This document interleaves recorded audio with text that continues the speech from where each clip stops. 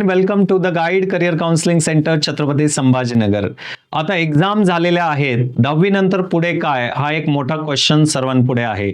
What next after 10th त्यामध्ये एक point आहे की आता मला फील्ड निवडायची, तर कोणत्या बेसिसवर मी फील्ड निवडायला पाहिजे. तर मी तुम्हाला गाईड करतोय इथे.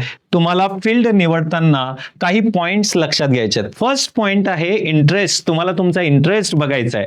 त्याच्यानंतर तुमची कॅपॅसिटी काय आहे ही कॅपॅसिटी बघायची आहे. त्यानंतर स्किल सेट, तुमचा स्किल सेट तुम्हाला ऑब्झर्व करायचा आहे. अपॉर्च्युनिटीज, मार्केटमध्ये अपॉर्च्युनिटीज किती आहेत. मार्केटमध्ये अपॉर्च्युनिटीज नाही आहेत आणि तुम्ही ते करिअर निवडताय, त्याला काही अर्थ नसणार. त्यानंतर ड्रीम काय तुमचं, तुम्हाला काय बनायचं आहे. अपॉर्च्युनिटीज जाऊ द्या, पण तुम्हाला काय बनायचंय ते पण महत्वाचं आहे. त्यानंतर बजेट किती लागणार आहे. मला बनायचंय डॉक्टर आणि 25 लाख पर इयर फीस आहे, पप्पा घरी नाही येऊ देणार, तर त्यामुळे तुम्हाला व्यवस्थित लक्ष देऊन तुम्हाला बजेट पण कॅल्क्युलेट करायचंय. आणि बजेट तेवढं दिल्यानंतर अर्निंग्स पण आहेत का, मी तेवढ्या प्रमाणात कमवतोय का. तर ह्या सर्व गोष्टींचा विचार करून तुम्हाला तुमचं करिअर निवडायचंय हे लक्षात घ्या. तर हे पॉइंट्स लक्षात ठेवा.